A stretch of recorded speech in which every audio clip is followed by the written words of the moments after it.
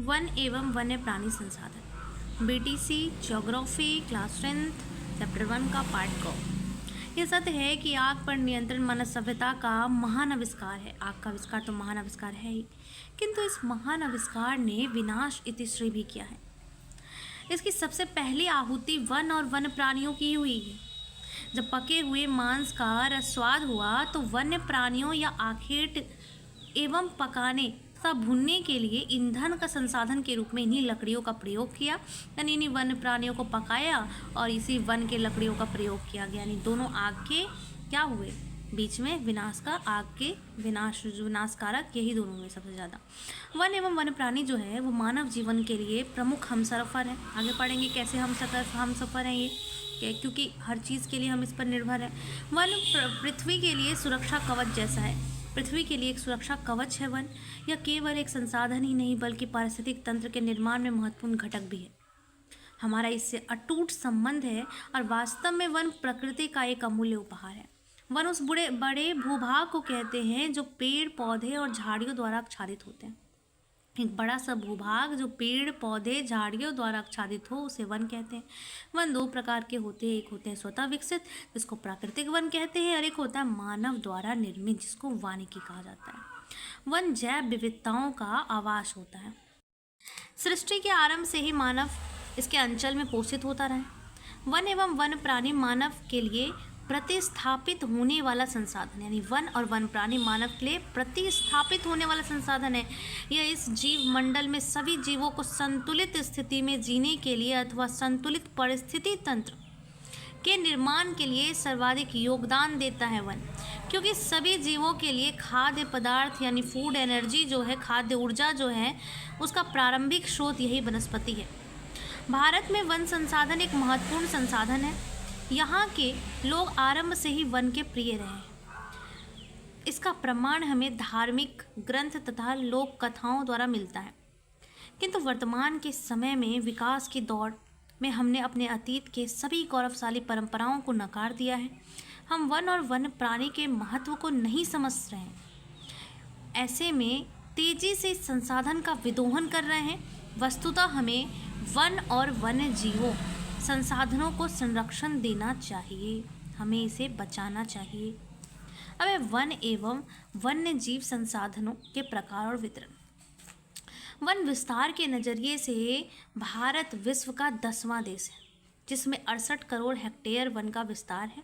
प्रथम स्थान पर रूस, दूसरे पे ब्राज़ील, तीसरे पे कनाडा, चौथा पे अमेरिका, पाँचवां पे चीन, छठा पे ऑस्ट्रेलिया, सातवां पे कांगो, 8वां पे इंडोनेशिया, 9वां पे पेरू और 10वां पे भारत आता है। FAO food and agriculture organisation की वानिकी रिपोर्ट के अनुसार 1948 में क्या था कि 4 अरब हेक्टेयर वन क्षेत्र था। 4 अरब हेक्टेयर वन क्षेत्र था। उसके बाद क्या हुआ, वन क्षेत्र जो है फिर घटा। 1948 के बाद 1963 में क्या हो गया, घटा। फिर 1963 में घटने के बाद क्या हुआ, फिर से घटा 1990 में। फिर 2005 में जाकर के वन की स्थिति पहले जितना यानी 1948 के बिल्कुल बराबर हो गई। यानी कि 4 अरब था और 2005 में जाकर के फिर से कितनी हो जाती है, तो 2005 में जाकर के 3.952 लगभग 4 अरब के बराबर हो जाती है। यह वैश्विक भौगोलिक क्षेत्र का 30% है, यानी पूरे विश्व में भौगोलिक क्षेत्र का 30% पर वन है। उस हिसाब से क्या है, भारत ही पीछे है। कह रहा है भारत में 2001 में 19.27% भौगोलिक क्षेत्र पर फैले हुए वन थे। ये FSI कहता है। FSI के अनुसार 20.55% वन क्षेत्र थे और IRSP 6 संसाधन उपग्रह लीज 3, यानी उपग्रह लीज 3 क्या है, तो ये एक सुदूर संवेदी उपग्रह है जो रिमोट सेंसिंग सैटेलाइट है जो रिमोट सेंसिंग वर्क करता है। इसमें कैमरे होते हैं, स्कैनर होते हैं और इससे इमेजनरी करके जब इसकी रिपोर्ट निकाली गई तो रिपोर्ट में देखा गया कि 10वीं जो रिपोर्ट है 2005 के अनुसार देश के कुल क्षेत्रफल कितना 67.71 करोड़ हेक्टेयर क्षेत्र पे वन है, जो कि कुल भौगोलिक क्षेत्र का कितना आता है, तो 20.60%, यानी कि विश्व में है 30% पर वन। और भारत में कितना है, तो 20.60, यानी विश्व के तुलनात्मक दृष्टिकोण से भारत में कम है। भारत में वनों का विस्तार एक समान नहीं है, सभी जगह जो वन है वो एक जैसे नहीं है सभी राज्यों में। यहाँ पूर्वोत्तर राज्य और मध्य प्रदेश वनों की दृष्टि से समृद्ध है। पूर्वोत्तर राज्य में बहुत ज़्यादा वन है, मध्य प्रदेश में, लेकिन अंडमान निकोबार सबसे आगे है, जहाँ 90.3% भौगोलिक क्षेत्र पर वन विकसित है।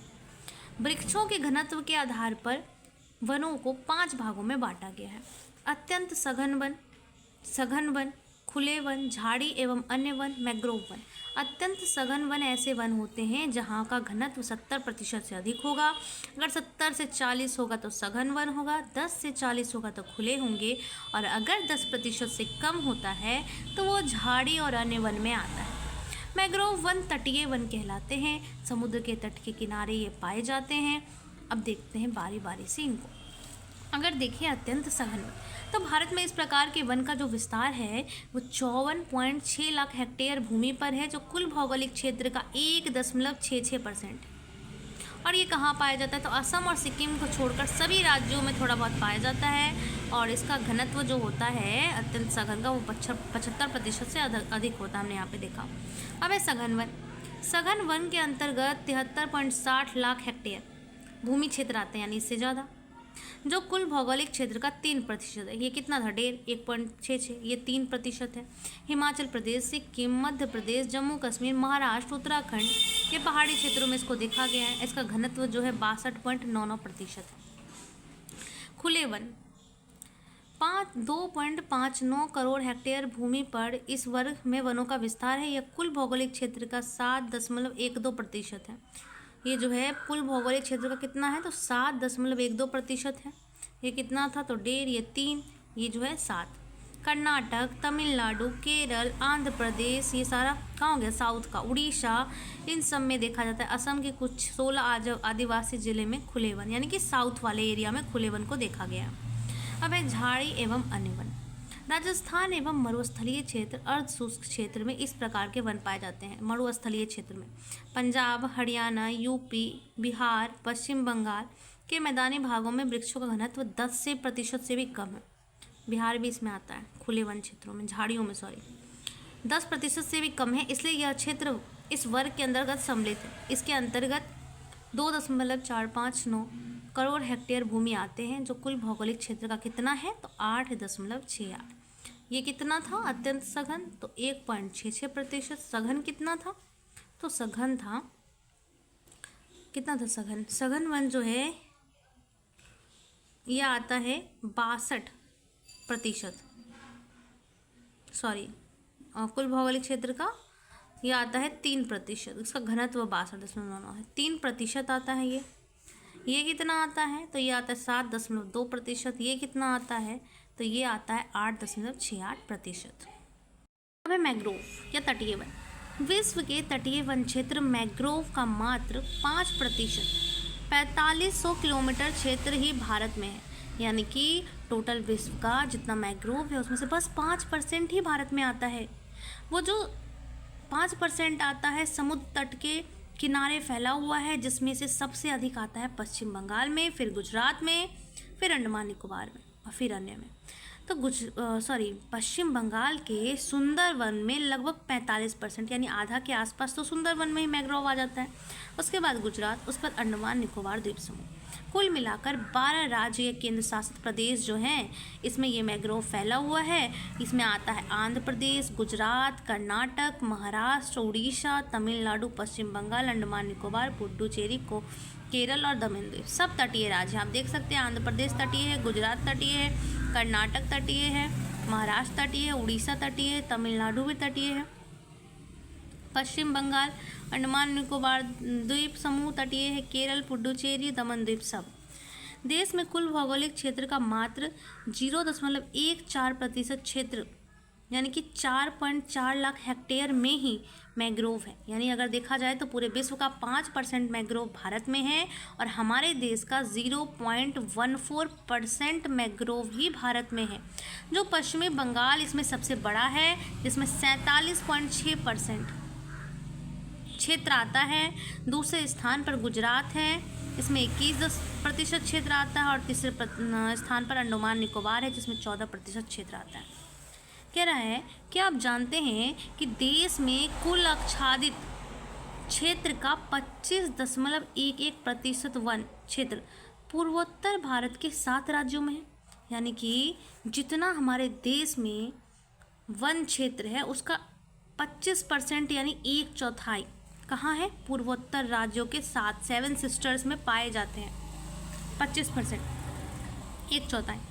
भारत में 188 आदिवासी जिलों में कुल वन क्षेत्र का 60.11% पाया जाता है। यानी कि हमारे देश में जो 188 आदिवासी ज़िले हैं, इनमें लगभग 60% हमारा वन जो है आदिवासी ज़िलों में ही आ जाता है।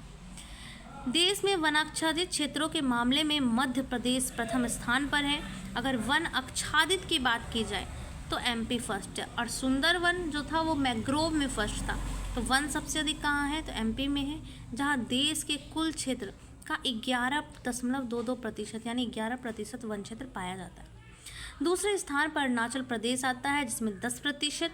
और तीसरे स्थान पर छत्तीसगढ़, चौथे पे उड़ीसा, 5वें पे महाराष्ट्र। यानी कि एमपी, अरुणाचल प्रदेश, छत्तीसगढ़, उड़ीसा और महाराष्ट्र संसार में मात्र 3 बिलियन हेक्टेयर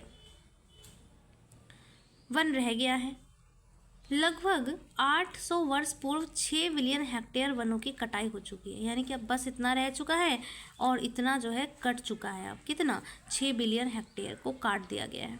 हाल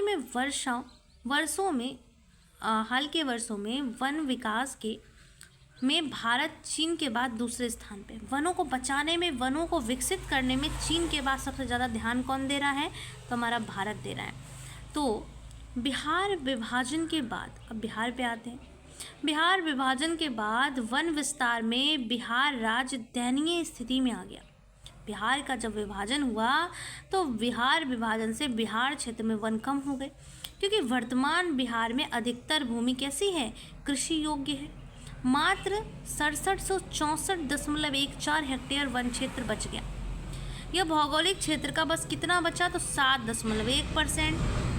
विश्व में कितना है? तो 30% पे वन है। इंडिया में कितना है?